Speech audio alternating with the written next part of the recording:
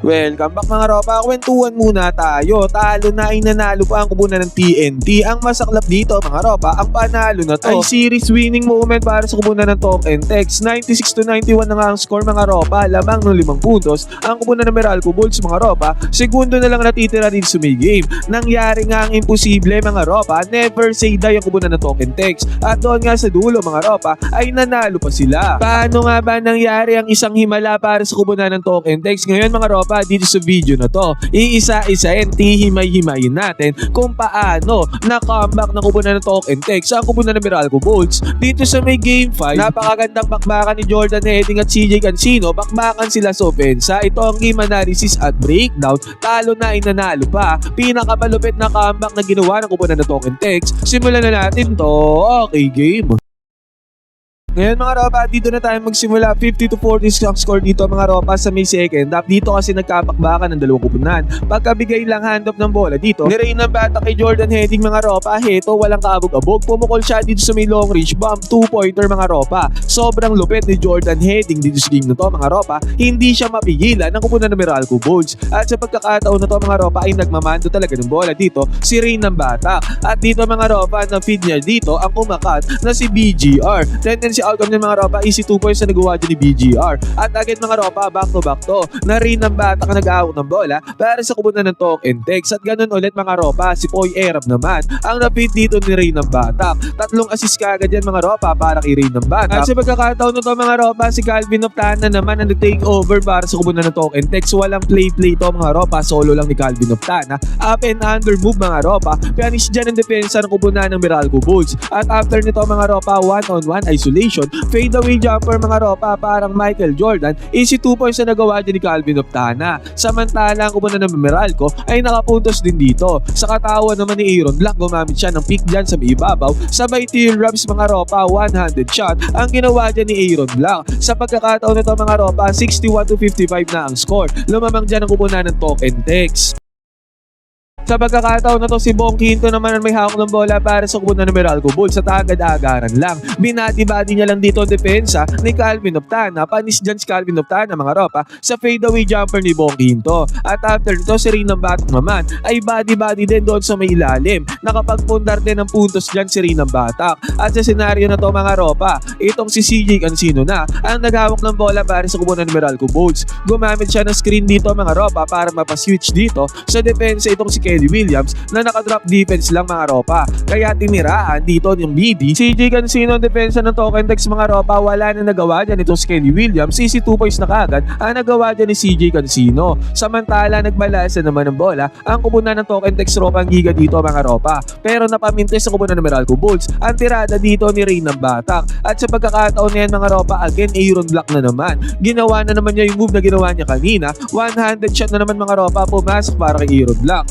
65-61 ang score mga ropa. 3 minuto halos na natitira dito sa may third quarter. Di kita ng laban. At ito magandang setup lane naman ang ginawa dito ng kupunan ng Meralco Bulls. Pagpapag-show dito ni CJ Cancino sa ibabaw mga ropa. Naka-receive naman siya dyan ng bola. At tinatake niya ang depensa dito ni Jordan Heading. Tinamaan sa mukha niya si Jordan Heading mga ropa. Pero naipasok ni CJ Cancino ang kanyang atake. Si Jordan Heading ang tawagan ng foul dyan mga ropa.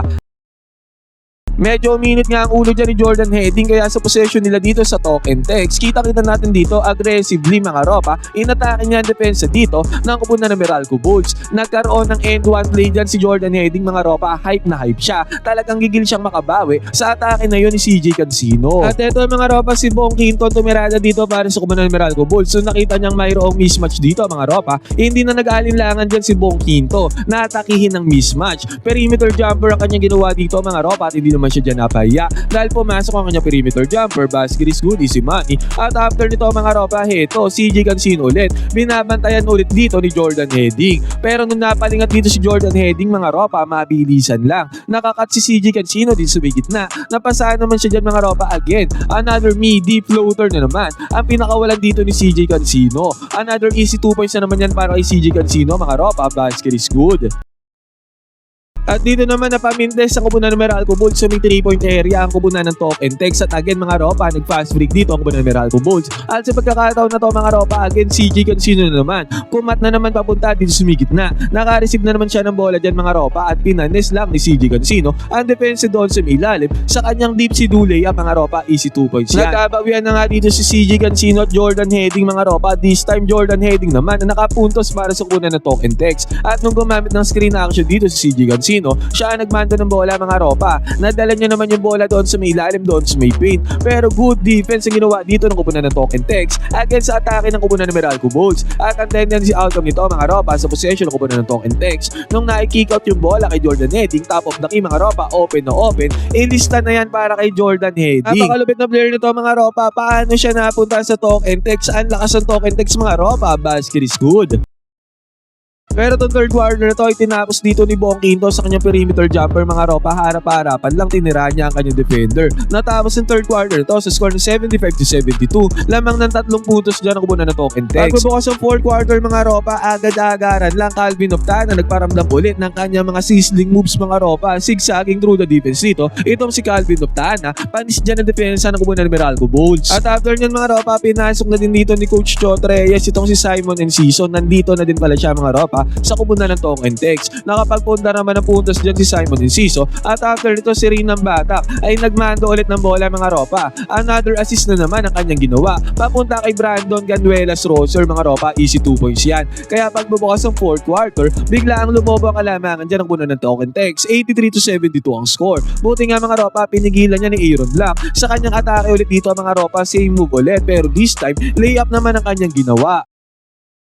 Sa pagkakataon na to si Galinato parang nasa 3v3 court, tinayuan lang dito sa may ilalim. Nag-isip pa siya dyan mga ropa kung bubomba siya o hindi. Pero sa uli mga ropa, bumomba naman dyan si Galinato. Yun nga lang, nasupalpal siya dyan ng depensa ng kubunan ng Meralco Bulls. Nag-fast break dito ang kubunan ng Meralco mga ropa pero good defense din naman ang ginawa dito ni Rinam Batak. At sa pagkakataon na to mga ropa, si CJ Cancino ulit ang nag-takeover mood para sa kubunan ng Meralco Bulls. Kitang-kita natin dyan mga ropa kung paano niya natahi ang depensa ng kubunan ng Talk and Text Ropang Giga. Easy 2 points na nagawa dyan ni CJ Cancino. At pagpapag-show niya din sa may 4-point area mga ropa, grabe naman. Pumasok kaagad ang tirada dito ni CJ Cancino. Quick 6 points mga ropa sa 2 possessions para kay CJ Cancino. Sa pagkakataon na to, dito na nga bahagyang nagkaroon ng run ng kubunan ng Meralco Bulls mga ropa at after pa niya, nagkaroon ng tirada dito si Neymar Jose doon sa may ilalim. Kaya sa isang iglap, naging 86-82 ang score mga ropa. Nagkaroon ng momentum ang kubunan ng Meralco Bulls.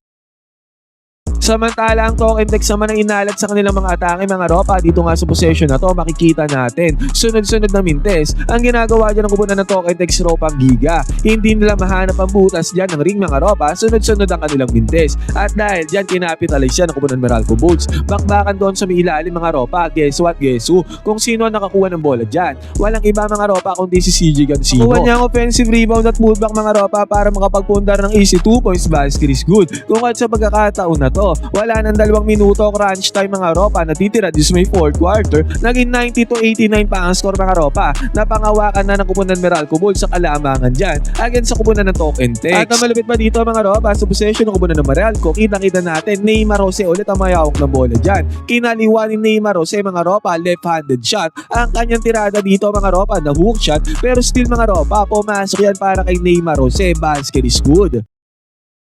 Naging 92-89 na nga ang score mga ropa. 1 minuto mahigit na lang natitira din sa fourth quarter. Ngayon possession ng kubunan ng Talk and Text mga ropa.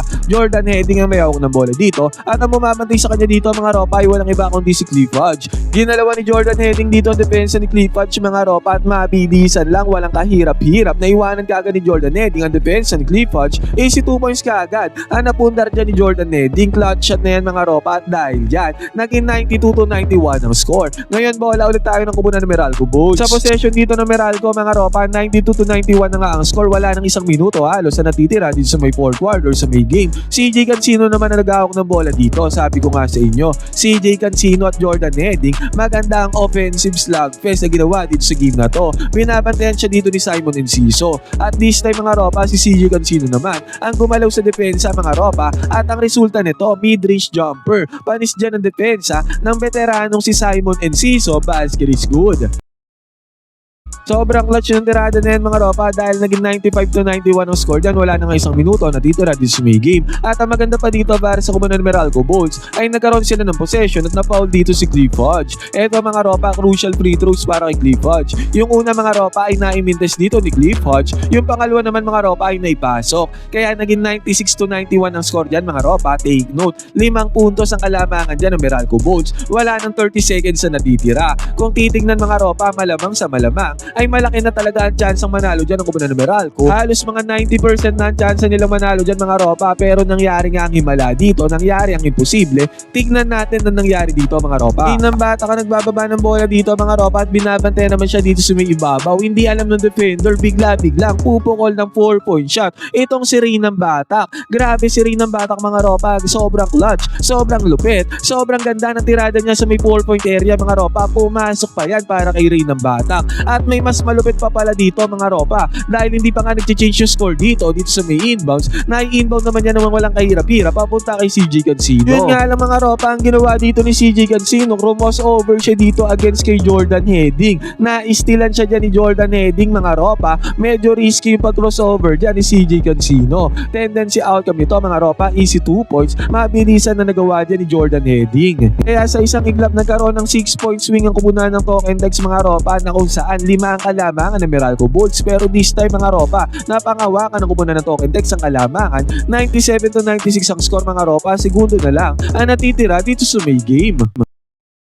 Nagkaroon ng possession dito ang kupunan ng Meralco Bolts mga ropa at si CJ Cancino din na nag-aawak ng bola. Diyan yun nga lang pag-atake niya dito, good defense na ang ginawa dyan ng kupunan ng Token Dex. Nakuha ni Rinang Batak ang bola mga ropa, na-foul siya dyan mga ropa. At sure ball, sobrang clutch nga ni Rinang Batak. 2 free throws sa kanya napasok. Kaya naging 99-96 bigla ang score mga ropa, mabilisan lang. Nagkaroon kaagad ng 8 points dyan ang kupunan ng Token Dex ropa ang giga. At sa final possession dito, ng kupunan ng Meralco Bolts mga ropa, again CJ Cancino ulit na nag-aawak ng bola dyan. At nagkaroon na siya ng 4 shot dito sa may 4-point line mga ropa at nagmintes na yan. At eventually mga ropa, comeback is real nga para sa kupunan ng Token Dex ropa ang giga. Pasok na sila sa finals mga ropa, inihintay na nila ang serye sa pagitan ng SMB kontra sa kupunan ng Barangay Nebra. Oo nga, himala dito sa game na to mga ropa, napakaganda ng laban, heartbreak to para sa kupunan ng Meralco Bolts dahil panalo na nga sila. Ngayon mga ropa, ano masasabi nyo sa napakagandang laban na to ng dalawang kupunan? Pwede kayo mag-comment dyan sa baba ni Binyon, magkwentuhan tayo.